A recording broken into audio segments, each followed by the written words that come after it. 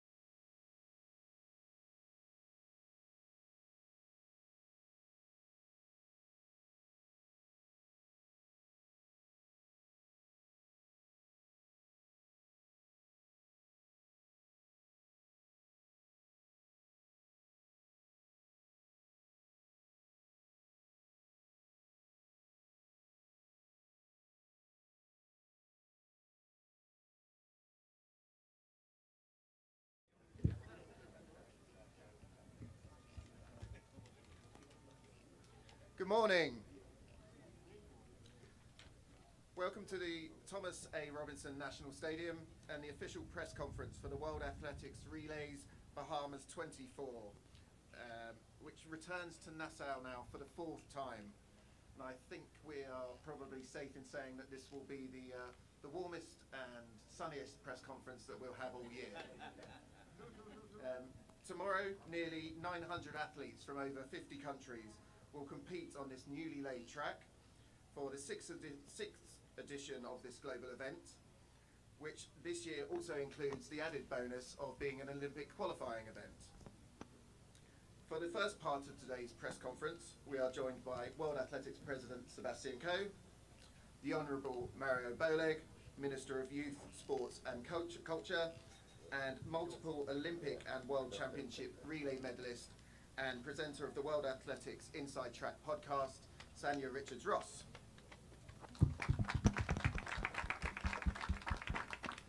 We will first hear some opening comments by Seb, followed by a welcome message from Minister Boleg.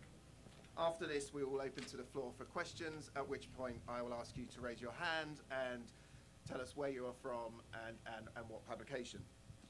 Once these questions are concluded, there will be a short presentation from Devane Charlton, who will present her World Indoor Championships winning singlet, name bib and spikes from Glasgow 24 to the Museum of World Athletics, all of which will be accepted by Seb. This will then be followed by a photo call for the officials and the athletes, and then the athletes will take to the stage for their part of the press conference. So, let's get things underway with some words from Seb. Jamie, thank you, and welcome to all of you. I think Jamie's right. It's been a long time since I've said we'll try and get you out of here because the sun's shining too much and it's too warm. But we're very grateful that you're here. I'm delighted, Minister, you found the time to be with us, and we owe you a big debt of gratitude for the amount of work that's gone into everything that you see here, and still more work to do. And I'm going to embarrass her now, but I've always thought of Sanya as the First Lady of Athletics, so I'm delighted you're here. Thank you so much. There's nothing she hasn't won.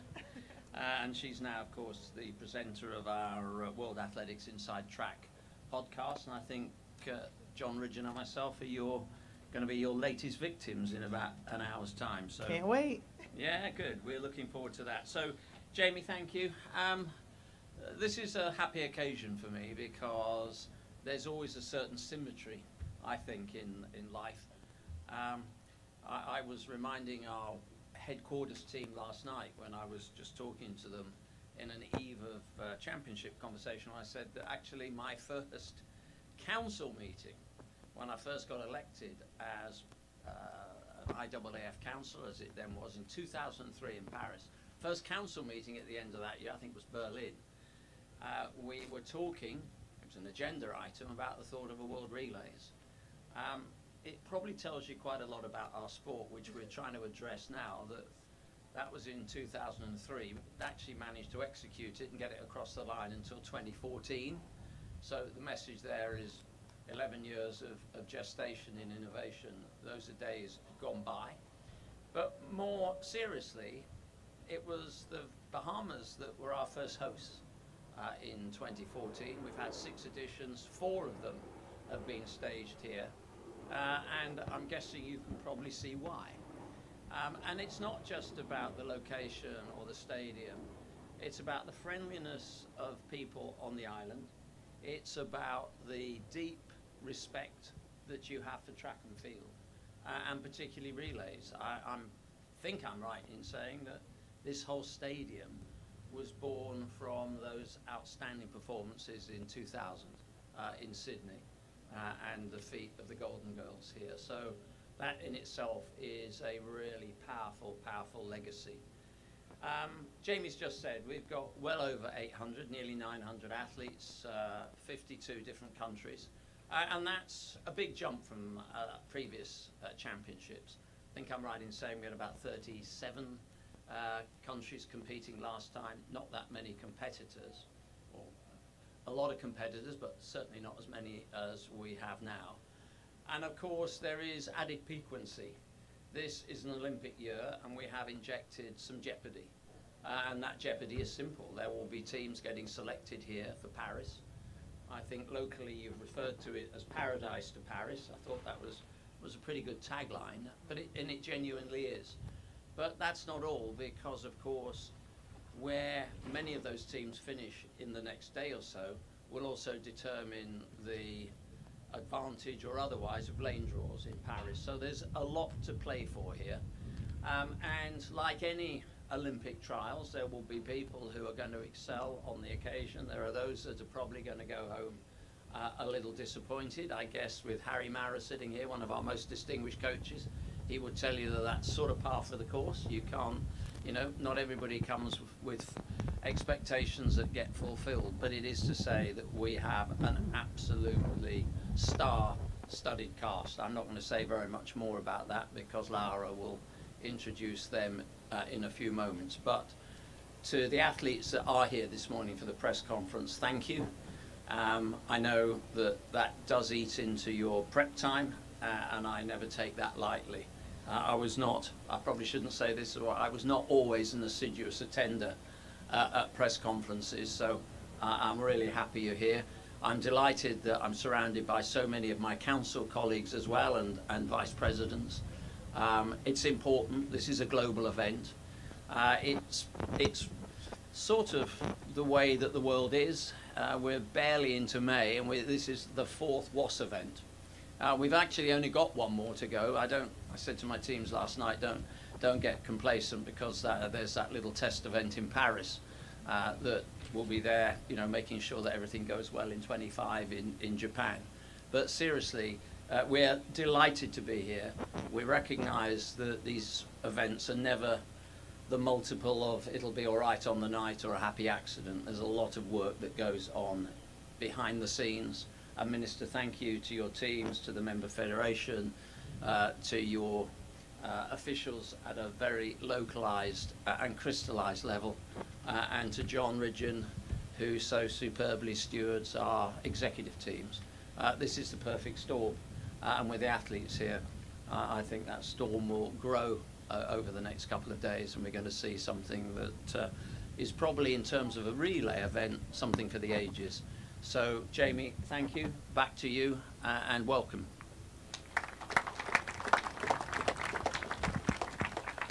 Thank you. Minister, I know you have some words.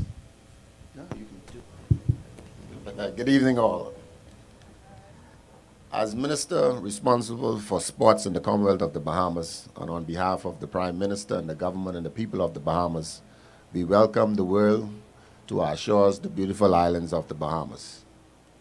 It was indeed a privilege and an honor to have had the opportunity to host 3 of the previous games. And as we are on the brink of hosting the 4th edition here in the Bahamas, we ask you to experience this newly renovated stadium and Mondo track as we are about to put on some things you have never seen before, elements in athletics world, again, that will be produced here in the Bahamas. And I want to say, I want to thank Lord Coe and World Athletics. I want to also thank Mike Sands, NACAC, Jamaica Archer and the B3As, the LOC, NSA, and the Ministry of Youth, Sports and Culture for assisting to ensuring that these events are put on to success. And I say to the athletes, as you chase the sun from paradise to Paris, always remember that you are the greatest assets of these games. I also want to say thanks to all of these sponsors who are involved in these games, and especially the host sponsor here in the Bahamas, BTC. As they say, you are unstoppable. So on behalf of the government of the Bahamas and the people of the Bahamas, we say thank you for giving us an opportunity to host once again another year of World Relays. Thank you much. Minister, thank you. Sanya, can you share with us what it's like to compete here and win several gold medals during your time? Well, first of all, good afternoon, everyone. It is such a treat for me to be here. Seb, thank you so much for your kind words, and just once again to World Athletics for the opportunity to be here now in this new capacity, hosting inside athletics. And so I'm just super excited. There's nothing quite like this competition on this track in this stadium. You know, many people, when they think about athletics and think about track and field, they obviously know a lot about the individual side of the sport. But what makes this sport so rich and so fun is when we get to come together and compete as a part of the relay with our fellow countrymen. And so the World Relays provides that opportunity for athletes to be able to come out here, step on the track, represent their country, and just have so much fun. And this island is a great reflection of that. It's such a great place. It's so much fun. There's so much energy. I remember when I came in 2014, and I had just finished running, and this person came up to me, and they were like, Sanya, I know that you're good, and I know that you've done all of these things, but we have this young girl who she's going to come and do great, great things. I was like, who are they talking about? And you guys have produced another incredible female athlete in Shawnee Miller-Weibo, and congratulations to you and just to all that you've been accomplishing. I know we're all super excited to see her competing in the mixed relay, but this is just a great place for athletics and the perfect place, Jamie, for us to host this meet. I'm so excited to be here and just looking forward to more fireworks on the track. Excellent, thank you. So if we now open to the floor for questions, if you'd like to raise your hands, we'll get a microphone to you.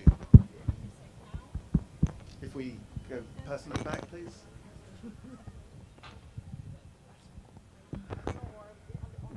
My question doesn't really... If you could just sit down in front of the camera. Oh, sorry. Thank you. Oh, great. My question doesn't really refer to the World Relays, but there is one that asks concerning it. Maybe the IAAF, sorry, World Athletics, I intentionally said IAAF to show how old I am. But I think if you make this an Olympic qualifier every 4 years, you're going to get a crowd in here. There's no doubt about it. So I think that's what should be done. The other question has to do with the Olympic Games itself and the timetable. For somebody like me who is a historian, I remember that the great Michael Johnson refused to double in the 200 and 400 until the then IAAF separated the 400 meters from the 200 meters, that he had to complete one event before doing the other.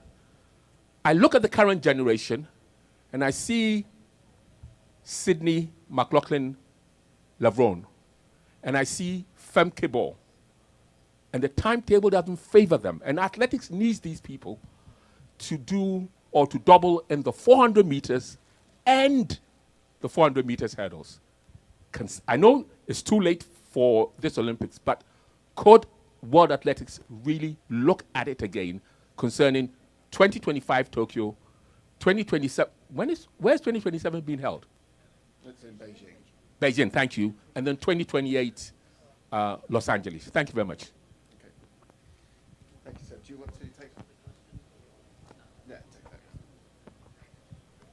Yeah, great question. I think you'll find that actually in those two specific cases, you've talked about Femke and Sydney, I think you'll find that we actually have made some adjustments to the timetable to make that a little more credible as a mission, but it isn't easy. You know as well as I do that it's not just pulling one event out and squeezing it into something else.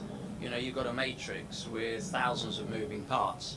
So, when you are trying to advantage one athlete for doubling up, and believe me, I know how important doubling up is. I did it actually fairly unsuccessfully, to be honest, but I did do it. I know how important it is, and to have our stars out on the track with as much content and time is hugely important. So we always get confronted by this issue, whether it's 15 and 5, whether it's 8 and 15, although you're probably going to get me on one of my hobby horses because the athletes aren't doing the right kind of training at 800 to allow them to double up. Barely you see an 800 meter runner doing a 1500 meters at the moment. That's a different pathology, but believe me, where possible we are very alert to trying to give as much airtime to our competitors as possible, and we do really try to make sure that that timetable reflects that. It's not always possible, but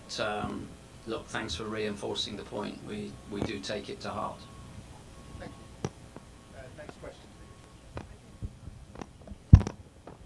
Anderson Emerald here.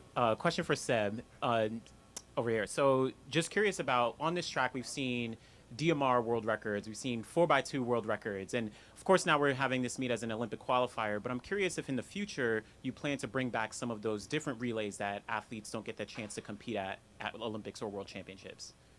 Look, I think the one thing that's going on in our sport, which I'm hoping you've noticed around innovation, is a bit more than, you know, any discourse that there may be about takeoff boards, and I really don't want to start that discussion this morning. Not with Carl around, but the reality of it is that, you know, we are trying to innovate where we can.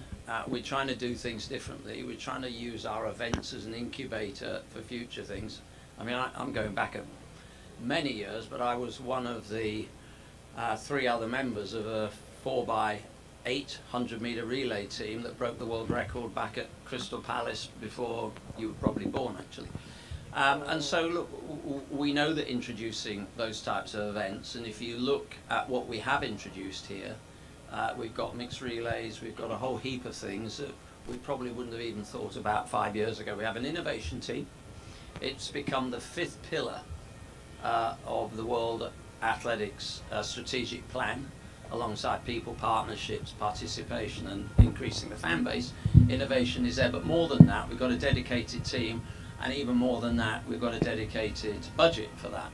So all these things are absolutely on the table, and we're determined over the next couple of years to do things that, if we're being blunt, we probably should have done earlier, but that's what our mission is. And it's not, you know, there's a lot of discussion about change or be changed. Well, there's change and there's growth, and we prefer to choose growth as a direction for our sport.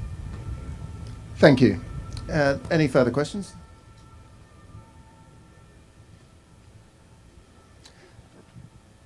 Okay, Minister Bowler, I have a question. What does it mean to the island to have the championships back here in the Bahamas?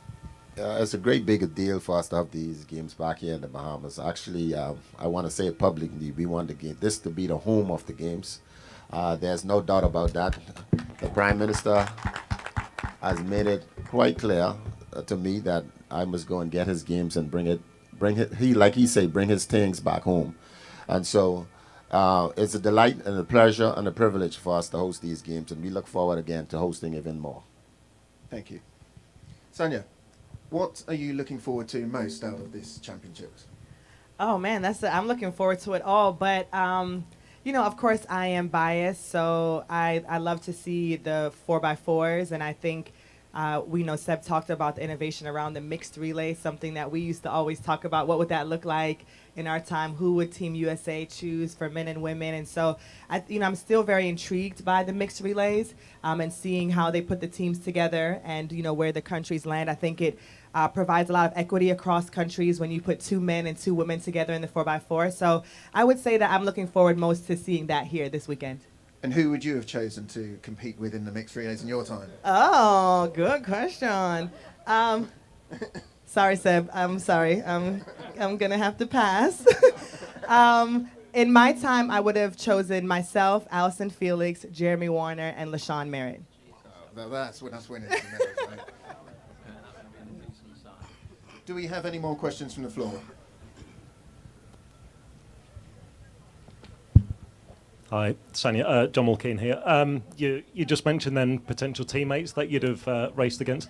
But during your time, who were your toughest rivals in a relay, both individually and as a team? Yeah, that's a great question. You know, throughout my years of competition, obviously Jamaica would pose a lot of our toughest competition. The Brits would also run well in the 4x4. But, you know, for the most part, I would say it would come from Jamaica, which was kind of ironic because obviously you guys, many of you know that I was born in Jamaica, and people used to always say they could have used me on that anchor leg. But, you know, yes, I would say Jamaica was probably our stiffest rival. And then Russia early on, too. Russia used to be really tough to compete with in my early days. But, you know, the relays, like I said, were just always so much fun, especially at the end of a incredible championship, to be able to partner up with women who you'd be competing against all season long or even at those championships, to then go out there and lock arms and to go out there and fight for that gold medal was always really special. So I'm really fond of the relays and really excited that this meet, after 11 years of working and pondering on it, Seb, came to life. Thank you. And one last question for Seb. Later this summer, we will be having the Netflix documentary following the sprinters, and many of them are here today. What do you think this will bring to the sport of athletics? Well, first of all, I'd like to place on record my thanks to them for being brave and accepting the intrusion of film crews and boom mics and all sorts of things for as long as they did. And look, you know, it wasn't that long ago when I was sitting in Monaco at one of our World Athletics gatherings, and you know, the consensus of view amongst the athletes is we really should be doing more to publicise their skills, broaden the appeal of what they do, and make sure that people, particularly that are not au fait with our sport, and for you know, for people that actually often come to our event for the very first time at a championships, that they just understood the extraordinary jaw-dropping talent that is in our sport, the diversity of the sport, the inclusive nature of it, and just the global footprint. And it was really interesting when I spoke to the Netflix guys. The thing that really surprised them, and many of you have seen Drive to Survive and rugby versions, tennis versions, Tour de France, but actually, you know, when you go to a World Championships and on the first day you're celebrating gold medals from Dominica and Ecuador, you know that you are in a truly global sport. In Budapest there were 46 countries that won medals. 76 got top 8 places, and some countries for the very first time were winning medals. There's no sport on the planet that can claim that, and I don't want to brutally paraphrase Noah at a famous press conference that he gave around, you know, World Championships and the value of World Championships, but you know, you win a medal in our sport, it's statistically tougher to win than in any other sport. And that's why everything we do is to try and promote the cause of the athletes, give them greater exposure. And I genuinely think, and I'm lucky, I've seen a couple of the episodes, I think it's going to blow people away just with the quality of what we have on display. And it's the beginning of the journey, and I'm sure, you know, in years to come, you know, there will be things that we're doing now that are going to future-proof and create the foundations that are so essential in our sport. So yeah, our athletes are unique. They have transferable skills, which means that there are challenges keeping them in the sport. There are other sports they can go off and do, and I'm acutely conscious that when I'm at a trackside here, or at a Carifta Games, or watching our sport, there are as many recruiters from basketball and NFL looking at the talent that's on display. It's more transferable than any other sport, and I'll probably leave it there before I get into difficulty in Lausanne. But the reality is that we have an extraordinary array of talent, and I'm just really hoping that Netflix will at least, you know, lift the lid on that talent a little bit and get people to recognise just what we're dealing with. It's unbelievable. So yeah, I'm really looking forward to the Netflix 6 episodes. Confidentially. Right, okay. I'm sharing that amongst all of you, so please treat that carefully. Yeah. Excellent. It's in the lead up to Paris. That's all you need to know. I think we'll leave that there before we get in too much trouble. Devon, if I can ask you to come to the front for the presentation. You haven't even asked me about the enhanced games. That's a joke. Hello? Can I ask a question? Is there one last question? Another one? Yeah, okay. Good. First, the question goes to Sanya. How difficult was it to double? Because you were doing the 2 and 4. Yeah. And then the other one goes to Seb and his team, which has to do with this brilliant idea of paying $50,000 to whoever wins the gold medal in the various track and field events that will take place in the Olympics. In my part of the region, I'm from Ghana, Ghana Television. There's a belief that the Commonwealth Games, the importance is going down, and that's why they are bringing only the up-and-coming younger athletes rather than the established ones. Could World Athletics go back to every 4 years and make it so attractive by quotation marks, offering a bit more money? Because if you look at it in terms of the World Championships, vis-a-vis the Olympic Games, when it gets to football, everybody knows that football is not the main thing there. And I think the founders of World Athletics had a reason in which they started that event. And I think that should be the pinnacle in every track and field athlete's ambitions as far as life is concerned. Can we go back to 4 years?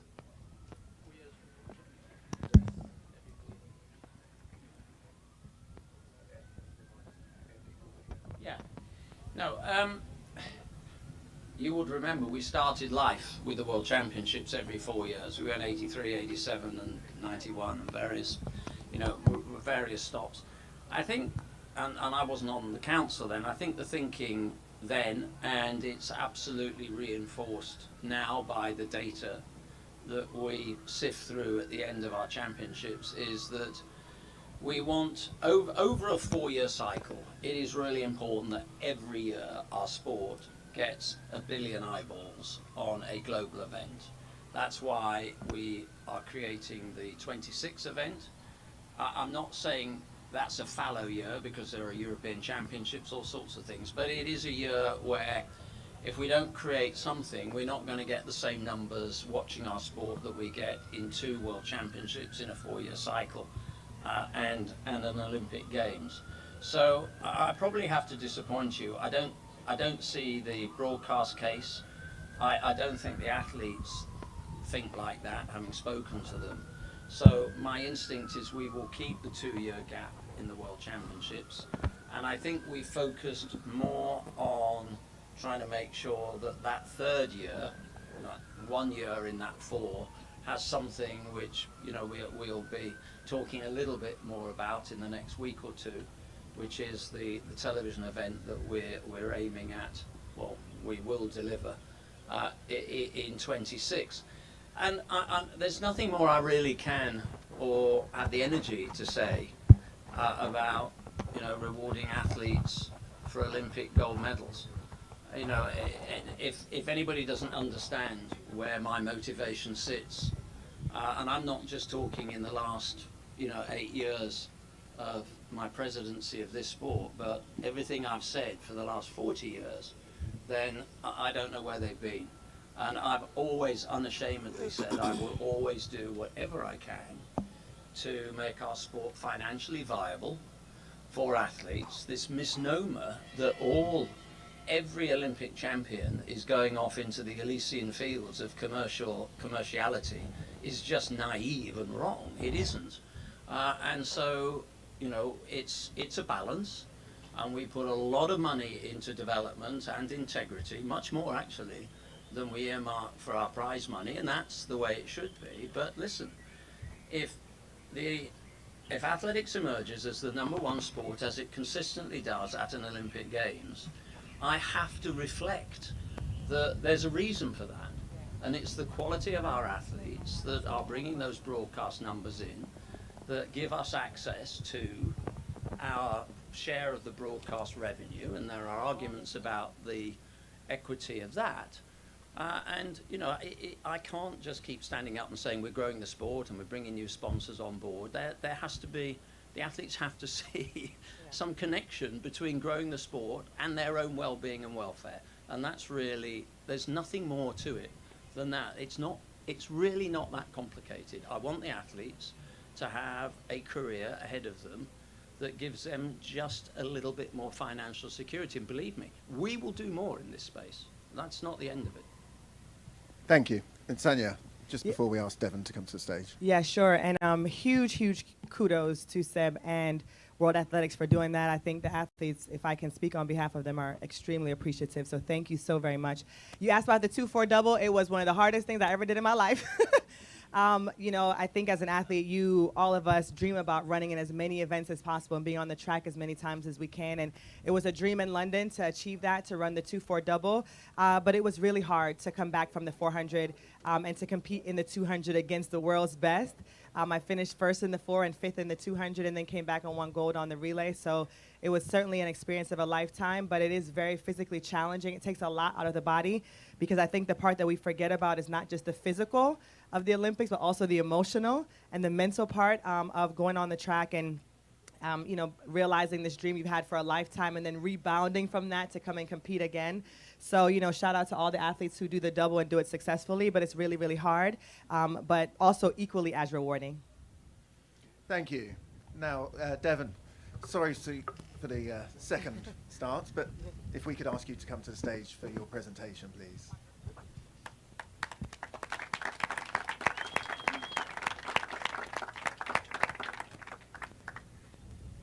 Devon is handing over the singlet and bib from the World Championship win in Glasgow.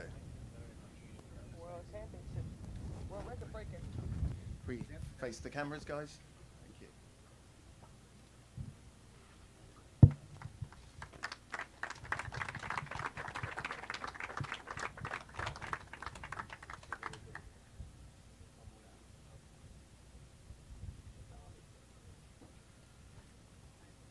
Thank you. Thank you. Thank you. Thank you. That was a quick conversation from China to when did they land? Okay. If we could ask the rest of the athletes to join, to come to the front now for a photo call with the officials and the athletes together combined. Sonia. Sure. Oh, okay. Can I leave these? Yes. We'll take those. Should we do that after we have the photo? You all right with that? We'll just have a photo. I need it tight. Yeah. Yes, move the table.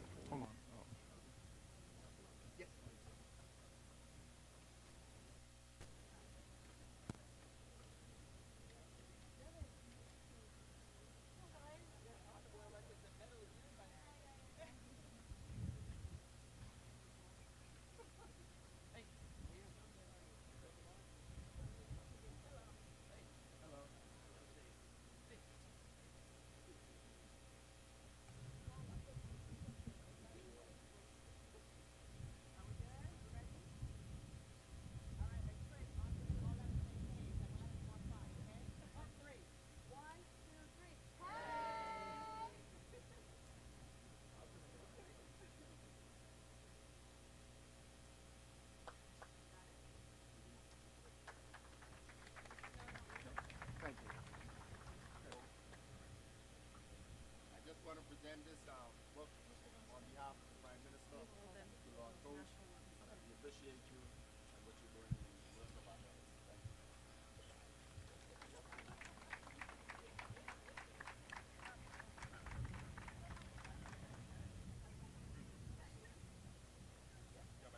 Thank you. Thank you. You'll be great. You always are. Have a cooler one. That is loud. Can we move it back a little bit closer? What do you want? Yes, just. Oh.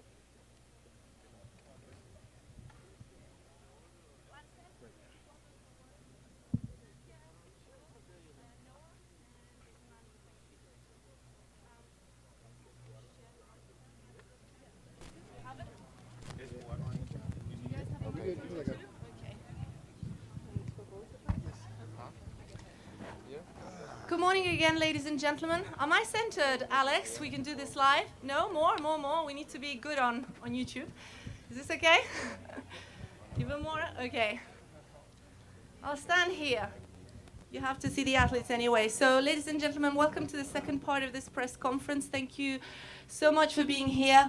I know it's hot and it's long, but we really do appreciate you being here. So let me introduce and join me in giving a round of applause to Imani Lansikwa of Great Britain, who is the 4x100 meter silver medalist from Budapest last year. Yes, please. We have Marcel Jacobs of Italy, a two-time Olympic champion. Noah Isles of the USA. If I counted right, I think you have 6 World Championships titles. Is that right? 6 championships, 7 medals. There you go, a 6-time world champion. Lieke Klaver of the Netherlands. Thank you so much, Lieke, for being here, who is a 4x400 meter world champion, and also indoors, I think. And Theo Ardant, last but definitely not least, of France, who anchored a superb French 4x4 to silver last year in Budapest. Imani, I'm going to start with you. Thank you for being here. Is this microphone okay? Can you hear me all right? Yeah? Okay. Thank you for being here today. I think you ran quite fast not so long ago in Florida, 11:01 for 100 meter. What kind of shape do you find yourself going into this Olympic season? Interestingly, we've been training really, really hard. Obviously, all eyes are on Paris, but I won't lie, I feel like I'm in fantastic shape coming into this championships. As much as I've been running relays for all of my adult career, this is my first World Relay Championship, so I am buzzing. It fit perfectly with my preparations for the year, and I feel like I'm going to do a really good job for my team. Relays are always special, especially for Great Britain, Northern Ireland. You often do win many medals, 2 of which you were part of. Silver in Budapest, bronze in Tokyo, if I'm correct. What are the team's ambitions here in Nassau for the Olympic qualifying? Can you give us a little bit of a lineup, or is it too early to tell? It's too early to tell. We have our team announcement actually in a few hours, but we've been training super hard out here. We've been on a 2-week training camp working on our skills, refining things that we haven't had the time to do leading up into this competition. So we've really, really put our heads down and done all the groundwork. Every time we step on the track as a team, we're here to win. I think it's important to aim for the stars in any competition that you do, and we are such a strong, strong team. We've shown such pedigree and such history and legacy in what we've been able to achieve. So that doesn't stop here, and I hope it's a good stepping stone to Paris. So there's 5 events here and 14 spots in each event. Is the aim to get a spot in all 5 events for Team GB? Absolutely, absolutely. We'll go for it, and good luck for tomorrow and the day after. I'm going to move on now to Marcel. Marcel, a lot has happened since you unfortunately had to withdraw injured last year in Budapest. You moved to the US, right? You changed coach. Can we do this in English, or do I have to do Italian again? I can try in English. Okay, let's do it in English. Thank you. So how has life been treating you in the US? What's up? Oh yes, a lot of change from last year. After Budapest, a lot of injury. I decided to change everything. This year is Olympic year. I'm the Olympic champion, so I try to do all for come back more stronger than before. So the life in US is in Jacksonville really quiet. So I'm there with my family. I do training, home training, so nothing else. But I'm really happy. Really happy. The work was really good. Now I compete last weekend was just a training. Now I'm here with my team. We are the World Relays champion. We are the Olympic champion. So we are really focused on this race, and after for start my season. I was actually going to touch upon that. In Tokyo, Italy had its best performance ever. I think in athletics you won like 5 gold medals, which is unbelievable. And you going into Paris as the Olympic champion in the 1 and the 4x1. Does that mean extra pressure for you? No, I don't think it's a pressure. It's a lot of motivation for arrive there and win again. I know it's not easy. He is the man now, but I do all my best for arrive there and win the gold medal again in the 100 and 4x1 for sure. So Marcel, as we touched upon earlier, there is a Netflix series coming up quite soon, and you're one of the protagonists in that series. What was it like to have so many crews following you around, training with your family, with your kids, in your downtime? How did you enjoy that? Oh, it's really fun because it's most important for me, for my life, and for the athletics. I think the people can understand at 100%. It's not just one race or race, but we have a life behind the track. We have a lot of different things, different lives. So I think it's really important that people understand how many work we do every day for 365 days in 1 year. So I think it's a great opportunity for us, for the track and field, and I can't wait to see the first episode. Thank you, Marcel. And Noah, you're also part of that series, aren't you? I am. How much are you looking forward to people having the chance to see even more of your personality? I mean, we know you have a great personality, but we're going to see even more of that. How much are you looking forward to that? I'm pretty excited. I'd say more than showing a personality, I love telling a story. And looking at 2023 is probably my best written story so far. I mean, World Championships in 2022 was pretty cool, but I feel that overall, going from saying I was going to run the 100, winning World Championships in the 100, the 200, and in the 4x1, you can't write a better story than that. And then seeing how competitive it was throughout the whole process, nobody really showing that they were going to back down just because, a 200 guy said they were going to come down to the 100, I think makes for an even more entertaining subject. So I think overall it's going to tell amazing stories, and not just from my point of view, but it's going to show it from every athlete's point of view. I've watched all of Boxster's different series, the Drive to Survive. I've watched Breakpoint. The only one I haven't done was Full Swing, but they do a very good job of showing personality and showing not just one in the highlight of the star, but they show from the bottom to the top. And I'm really excited to see that for the whole track and field world. I think we all are. Noah, when you and I last spoke back at the Athletics Awards in Monaco, you kind of hinted that your ambition is to win not 3 but 4 medals at the Paris Olympic Games, hopefully gold. So that obviously includes a 4x4. So you ran the 4x4 at World Indoors, didn't you? Yeah, I did. So are we going to be treated to a 4x4 here, or are you saving the treat for Paris? Here, unfortunately, no. I will not be running it. Let's just say it caused a lot of controversy. Watching somebody run the 60 and then going to the 4x4. Some people got written up. Other people were threatened with fires. Some people got, let's just say a lot of people in the U.S. were very, very, very upset that I ran the 4x4. And to that, I would say, run faster. Push me out.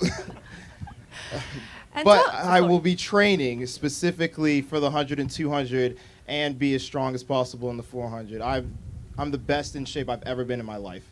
And I know I've been saying that for the past 2 years, but it's very true.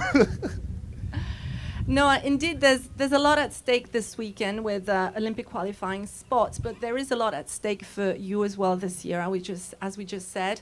Does it start with U.S. trials in June, maybe? It definitely starts with U.S. championships. I mean, you can't make the team unless you go through the U.S. championships, and as we know, it's one of the hardest teams to make in the world. We have, again, probably 5 of the top 10 fastest guys in a lot of the sprinting events, and new names are coming up every second and every minute. You have from high school to the collegiates, you never know who's going to pop up. So being ready for anything and everything is really, really important. Thank you, Noah. I'm going to move on to Lika. Lika, can you grab the phone? Thank you for being with us today. Thank you, too. Now, in my introduction, I said you won in Budapest, but you also won in Glasgow, World Indoors, and I think you ran the first leg, and if my stats are right, Statman John, you ran 50-26 opening leg, which was the fastest split. Yeah, and my coach will say it was a bit faster, so I'm listening to my coach with this. So your coach is saying it's too fast? What? Your coach said it was too fast? No, it was the psycho said 50:21, and the Omega one's at 15:09. Okay, so we'll get coach on split duties next Yes. time. I'm gonna take the faster one. What? I'm gonna take the faster one. Yeah, me too. Anyway, Lieke, does that mean you're in the shape of your life this year? Yes, I'm feeling good. Yeah, and we're still into big training sessions, but we are having fun, and I'm feeling good. Yes. And obviously, the Netherlands have had an amazing last few years in the relays. Yeah. You've run 4x4s, mixed 4x4s. What are your duties here in Nassau? Which of the two are you going to run? Or maybe you alternate in both days? Well, tonight I will hear what I will run. It's 4x1 or 4x4 mixed or 4x4 women. So I don't know yet what I will run. I will be prepared for everything.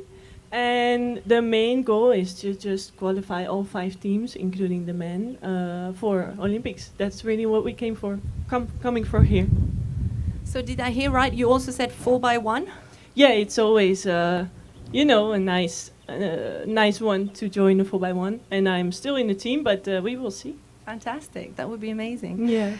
So relays, we keep saying this, but they really, truly are special. And you don't often run anchor, right? You often run first or second. What actually goes into your mind when you're on the track, looking around at your teammates and baton exchanges? And does it go fast? Is it slow? Is it exciting? Is it nerve-wracking? What happens in your head? Well, I always try to keep my head and my heartbeat as low as possible, not to get too much of the environment inside of me.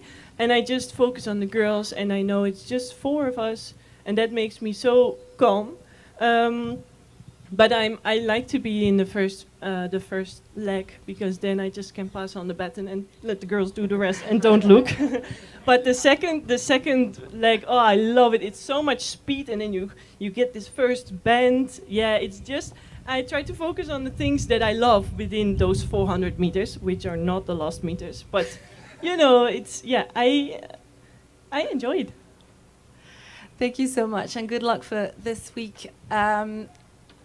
Theo, do we do this in French, in English? Do you want to try in English? We're all coming to France this summer, so we do have to learn a little bit of French. But thank you for being here, Theo. Merci d'être là avec nous. As I said before, France has had its only medal in Budapest, coming in the 4x4. You had an amazing anchor leg, and you have trained so hard this winter as well. I think you went all places in the world: South Africa, Australia, USA. How have you prepared for this competition? En français ou en anglais? Je préfère répondre en français. T'as compris la Oui, question? j'ai compris. Oui. Ok. Je pense qu'on est tous prêts, on est tous déterminés. Je pense que voilà, c'est un peu l'année de notre vie, parce que les Jeux Olympiques à la maison, c'est pas tous les ans, c'est tous les 100 ans à peu près. Donc voilà, on a hâte, on donne le meilleur de nous-mêmes tous les jours à l'entraînement. Voilà, certains sont partis en stage à l'étranger. Mon cas, je suis parti en Australie, en Afrique du Sud, en Nouvelle-Zélande. J'ai fait un peu le tour de la Terre. Mais voilà, on est prêts et on est déterminés plus que jamais pour ces Jeux Olympiques à la maison. On veut faire le meilleur résultat possible. Et voilà, la première étape, c'est ici à Nassau pour décrocher le quota. So Theo said we're all very ready, we're all very determined. It is the year of our life for us French runners. You don't have an Olympic Games at home every year. You have it every 100 years. So we got to get this one right. All of us is ready. All of us are ready, sorry. And as far as I'm concerned, personally, I've done a around the world trip, been to New Zealand, Australia, South Africa, just to be ready for this. Obviously, before Paris, this weekend is going to be very important, and it's going to be the first step for us to qualify for the Paris Olympic Games. So, Theo, you live and train in Paris when you're not traveling the world, but you actually do come and run for the club Monaco, AS Monaco. So, do you have a special supporter in Prince Albert of Monaco? Oui, il suit mes résultats, il m'envoie, quand on se croise, il me félicite tous les jours. Quand je suis revenu des championnats du monde avec la médaille d'argent, il est venu me voir pour me féliciter. Donc oui, c'est un support spécial. Et puis tout mon club de Monaco est toujours là à me supporter. Donc voilà, c'est un soutien particulier et ça me donne de l'énergie.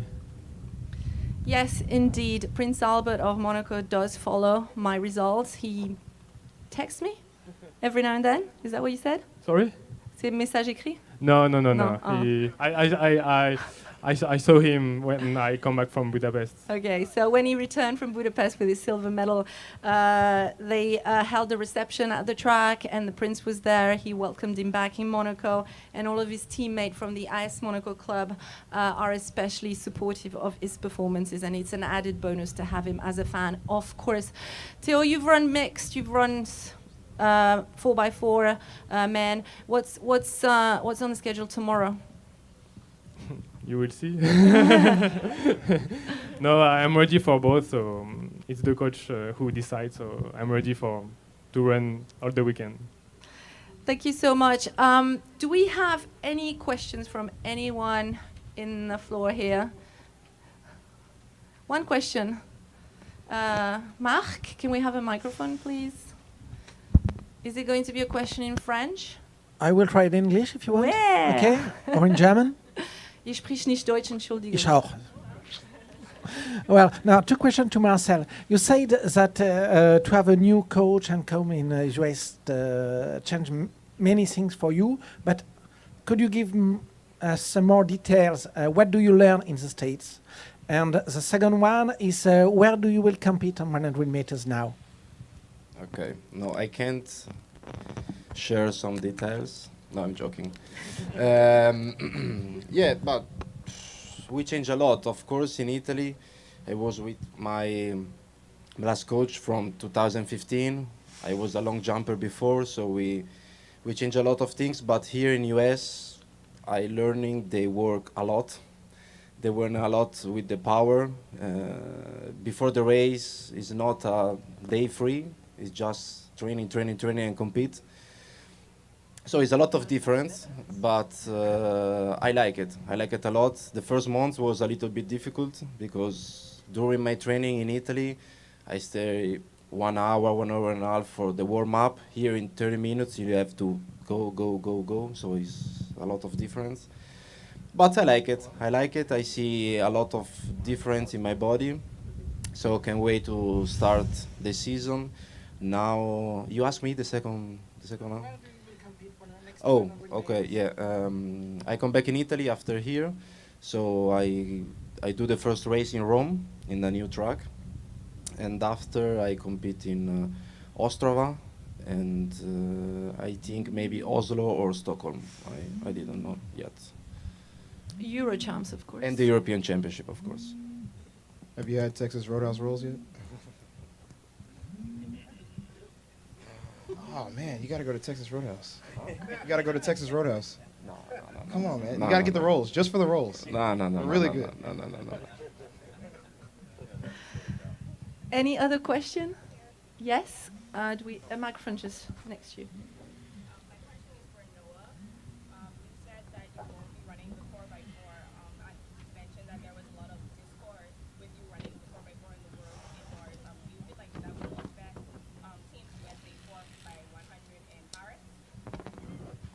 Do I think it's going to affect the 4x1?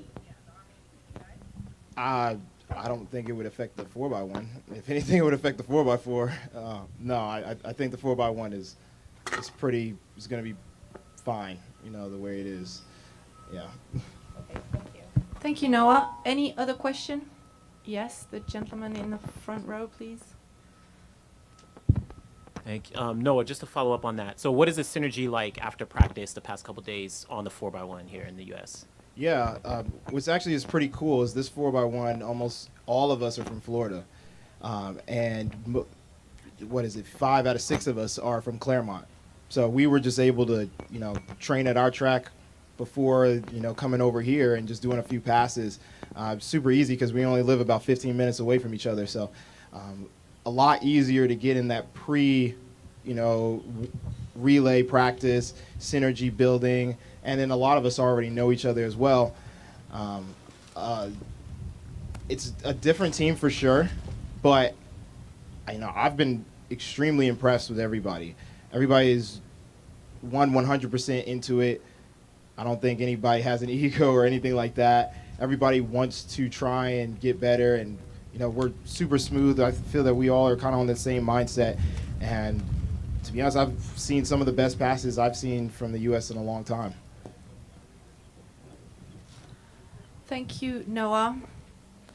No more questions? No more questions? Okay. Is it a quick question? Very quick. Just wait for the mic then. It's just there. I don't normally need a mic. What do you think of the Bahamas? Anyone? Imani, you want to start? It's my first time in the Bahamas, and I'm blown away. It's very, very, very beautiful. Everyone has been so welcoming, so warm. My heritage is from the Caribbean, so I go to St. Lucia a lot, and I'm used to visiting the islands, and Bahamas definitely has blown me away. I love it. Marcel? Yeah, for me the same. It's incredible place. I need to come back for sure with my family, with my kids, for stay here for some holidays. So sure I come back, 100%.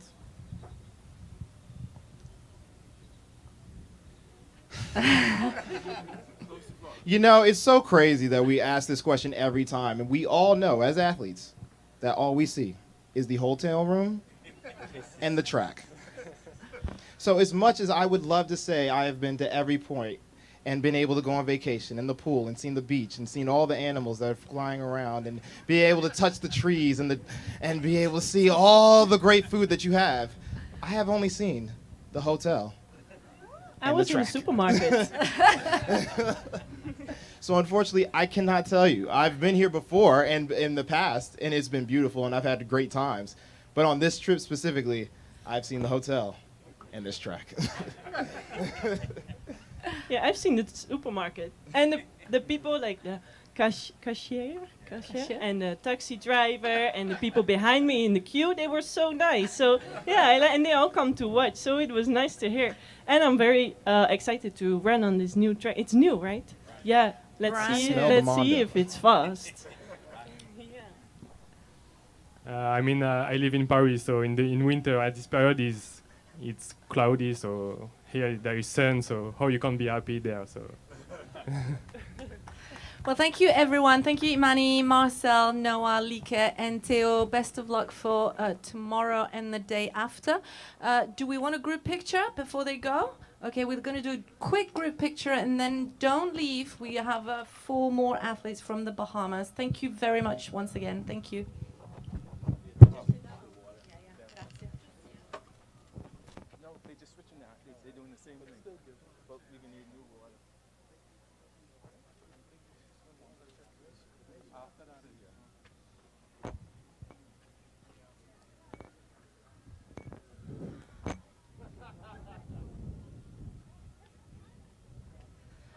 Thank you very much. Shanae, Stevie, Antonique, Devin, do you want to come on stage? Bye-bye. See you tomorrow. Thank you.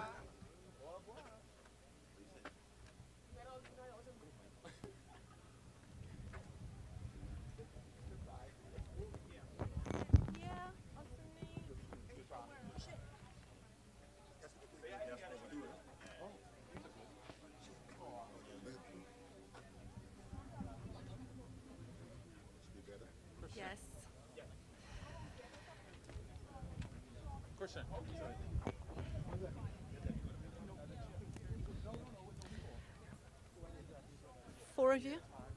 I wasn't informed.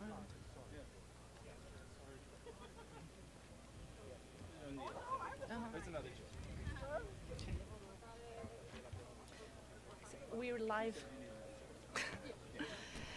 Thank you for waiting. It's the third part of this press conference. We're going to make quick introductions. So we have here with us. Okay, we need.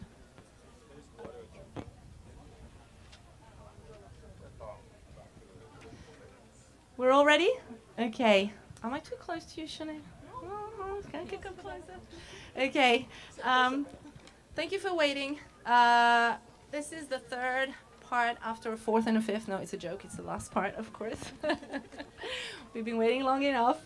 Shanae Miller-Wibbo, a two-time Olympic champion, needs no introductions in the Bahamas. Thank you for being here, Shanae.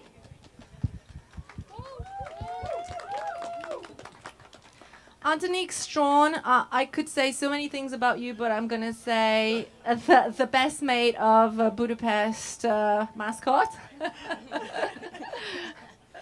That clip has gone viral. Devin Charlton, world record holder in the 60-meter hurdles, who has just handed a singlet to World Athletics. Thank you so much once again. Stephen Gardiner, the Olympic champion from Tokyo, 400 meter. Thank you so much for being here. And Alonso Russell, who will be representing the Bahamas at this weekend's World Relays. Thank you so much for being here. Thank you for your patience. Shanae, I'm going to start with you. Do you have a microphone? It's so nice to have you here, back on the track. You're a happy mother of one. I think he's just turned 1. Are you back in full shape? How is motherhood and athletehood been treating you? Well, hello everyone. First off, I love being a mom. It's one of my favorite things in life now, and my son, he's just such an amazing kid, and it's just taught me so much more about life, and I just enjoy it to its max. He's up and he's running around and jumping and doing all sorts of things now, so he has so much energy, so I'm putting out just as much just to keep up with him. But training has been going really well. We're back at it full time now, and yeah, just gearing up and getting things ready for the Olympic Games. There's a lot of anticipation for all of you guys to compete here tomorrow and the day after. A little bit more specifically maybe for you coming back from maternity. I know you ran last year, but obviously it was more for fun than for results. Do you remember, I think it was 9 years ago when you guys ran the 4x4, the mixed 4x4, the last race, you anchored that race, the crowd went ballistic. That was 9 years. 9 years. I know because my son is 9 and I was with my son, yes. Huh. Was it 9 years ago? 7? 17? Okay, I got that wrong. Sorry, so 7. old. Yeah. Anyway, the crowd went ballistic. It was so loud. Do you still cherish that memory? I do. That was a memory that really stuck with us. Just being able to compete at home in the front of the home crowd, and on top of that, to bring home the gold at the first mixed relays. And so it was awesome. An awesome experience. We heard the crowd cheering and going crazy, and we just ran with it from there. Do you expect a similar reaction this weekend? We or do. louder? We do. No, we're definitely going to come out here and put on a show for the crowd, and we're expecting the same response from them. And yeah, we're just going to go out here and do our best. We heard Lika just a few minutes ago saying that she was open to run 4x1, 4x4, mixed 4x4. Well, what about you?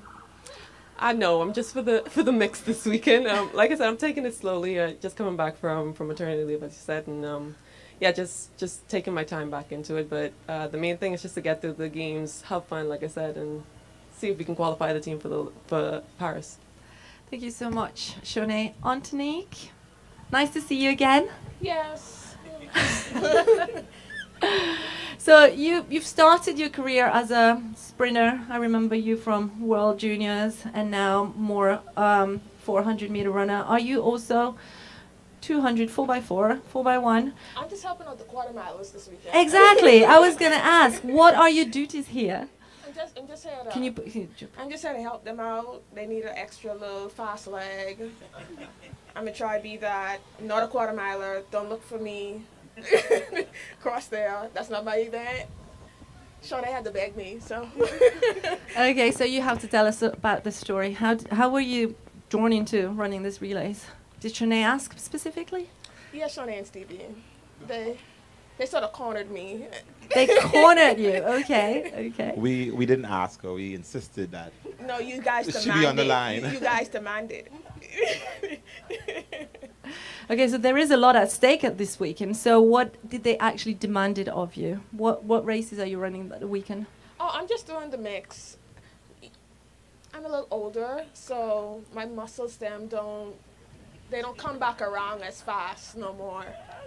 You're going to see once I catch lactic, I'm going to be by that line for about 15 minutes. But you do know you have to run it twice, like Saturday and Sunday. Yeah, that's 2 days off. Okay, cool. So Antonique, you say you old, but I don't believe that. You're still, very young and in the peak of your career.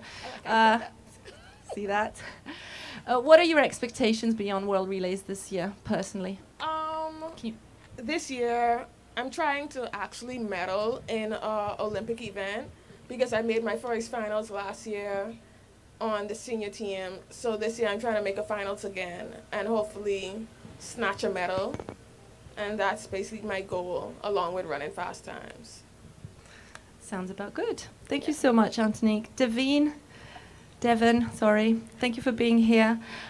You ran so fast indoors. You set world records, not once, twice. What was the welcome back after Glasgow? I hear there was a big party when you came back to the island. Not so much a party. I specifically requested that we don't do anything too major because I get a little overstimulated. But it was a big deal when I came home. The reception was amazing. Almost wasn't able to walk the streets because people were stopping and pulling over in traffic to run out and get a picture with me. And so definitely overwhelming, but it was amazing just to see the pride that Bahamian people felt for something that I did. And you are a sprint hurdle, right? Your day job is to run the hurdles, right? I'm a hurdler that can sprint, yeah. Exactly. So, how fast can you sprint tomorrow? You're happy to be in the sprint relays. It must be such a different feeling for you to run in a team. Yeah, it's a little different. It takes me back to high school and college almost because I was doing double duties there. Haven't had the opportunity to do too much of it since going pro, just focusing on the hurdles. And so I'm just excited to be with in a team environment again. And I think we have a pretty good team and a good chance of making it out and getting to Paris. And after Mission World Relays is over, as you say, you're going to go back to double duties maybe in Paris, or you're just going to focus in the 100-meter hurdles and maybe that 12.2 barrier out there? Yeah, so after the relays, definitely going to go back to keeping the main thing. Took a look at the schedule, and I'm not sure it's conducive to good performances in both, and so that's something that I have to keep in mind. Indeed, I did look at the schedule. I thought it would be very hard as well.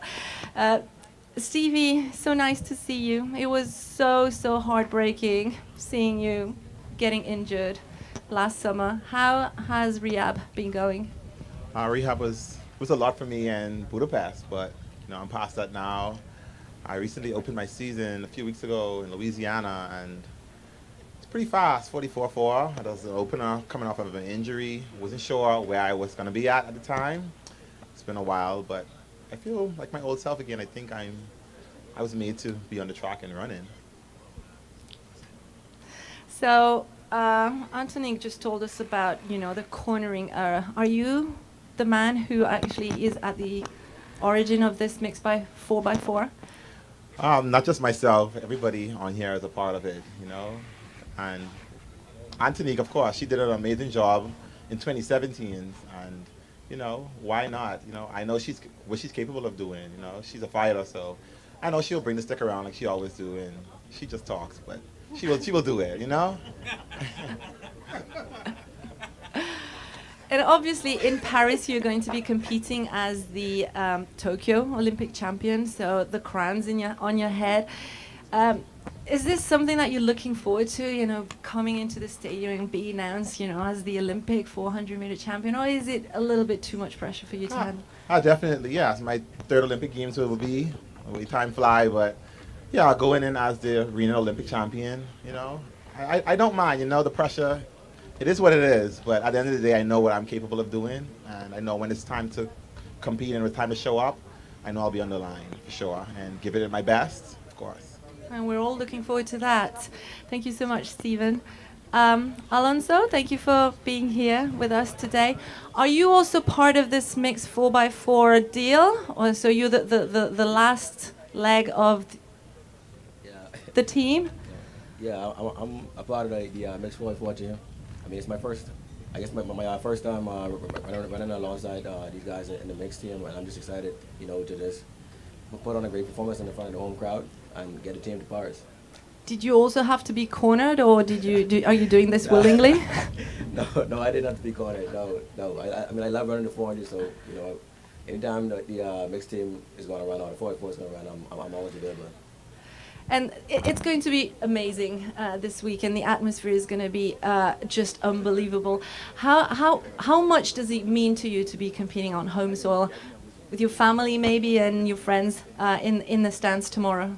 Yeah, I have a twin sister. She definitely is going to be here, like cheering me on the team. So I'm just excited to just be here in front of the home crowd once again.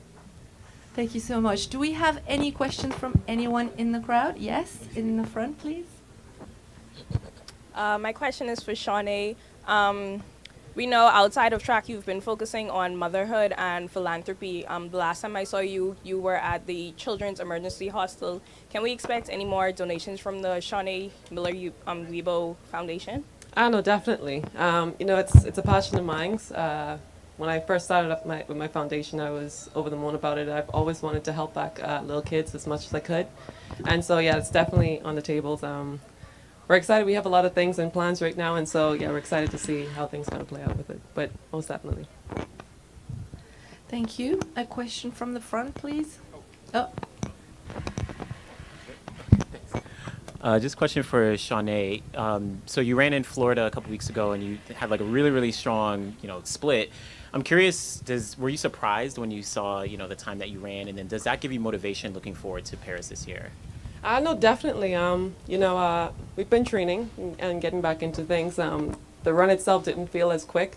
I made sure not to do too much pressing, so I tried to make it more of a comfortable run. And so to see the time there, it was pretty encouraging. So yeah, to say the least, I'm excited to compete this week, and let's see if the times will drop or whatever else. But I'm excited to compete and put on a show. Thank you. John, you have a mic? Yeah. Yeah. John Mulkeen, question for Stephen. You've had some incredible highs during your career, winning world titles, Olympic gold medals, running fast times. But you've also had some lows, obviously the injury struggles in 2022, 2023. During those points, what was like the absolute lowest point for you? And can you just give a bit more detail about what the nature of those injuries were? So I would say my lowest point would be my World Champ semifinal last year. I told myself I was going to go here and I was going to run super fast. And when I saw, after the fact that I saw at the time in the 300 meters, when I came to my 300 meters in, it's the fastest I've ever run in the 300 meters ever in a race. And I wasn't even tired, even though I was hurt. I sat and I cried about it. But I didn't question God about why me, why the semifinal. I just put it behind me, and I went into rehab, and once I got to the doctor's office, I did an MRI, and I had a 2-millimeter tear in my right tendon. So I left there in a wheelchair and on a crutch, but I put it all behind me, but I'm back here now, and my season opener, it just gave me more motivation that, hey, this is times that normal people run on a good day, and I'm coming from an injury back in August, and here I am running way faster than them already. So that's why I said I think I'm made to do this, to run. I think that's just something a special gift that I have. Thank you, Stephen. I think we have one more question. Jessica? Hi, I'm Jess Whittington. Kind of following on from that, Stephen, if that's okay, and also for Shawnee as well. You're both coming back in different ways.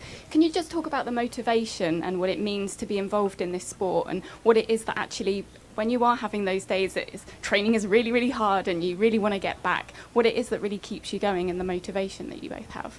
Yes, that's a good question. I would say my family, who supports me so much in everything I do, and my mom, I first came into the sport, she told me, do whatever makes you happy. That's all we ask for. So for me, going out there on the track every day alongside my teammates, who also motivates me, and I would say my coach also, because he always tell me, Stevie, it's not hard for you to run these times. Just think about you at practice, because that's where we're most comfortable, and that's where we run the most craziest times in training. So I just go into the race and just another lap in training, and just get the job done. And I surprise myself every time. I don't know how I do it, but I always give God thanks about me being where I am today. Yeah, like Steve was saying, we have our tough days in training. Every day isn't going to be peachy and smiles, and some days it's going to be rough. But for us, it's just about motivating ourselves and just staying focused on the main goal. For me, I've been doing this since I was 6 years old, and so I've always had that dream of what I wanted to accomplish in the sport, and so that's what helps drive me a whole lot. And now I have a new addition with my son, and just wanted to run fast in the front of him, and just wanted to motivate him as best as I can. And so, yeah, I have a whole lot of motivation going for me, and just kind of putting that to use right now. Thank you very much. We're going to take one last question from the gentleman in the front. Just a question for Devin. So you opened up in China with the 2 races. I think you ran 12:49. Curious about how you managed to still run fast despite all the travel, despite having to go across the world, right? Just curious how you kind of manage that. Yeah, so one of the main things was I made sure to get into China with enough time to get some type of acclimation going, and just focused on make sure I'm alert when at the same time the meet is going to run, that I'm not skipping meals just because I'm sleepy. So I'm doing those type of things to make sure that my body's adjusted and I'm not trying to stick to the time zone that I was used to. Thank you very much. Thank you, Shanae, Antonique, Devin, Stephen, Alonso. Best of luck for this mixed 4x4 tomorrow and the 4x1. And we'll be looking especially at you, Antonique, in the last 100 meter of your leg. If we can go to the front and have a group picture. Thank you very much. You're welcome. Best of luck.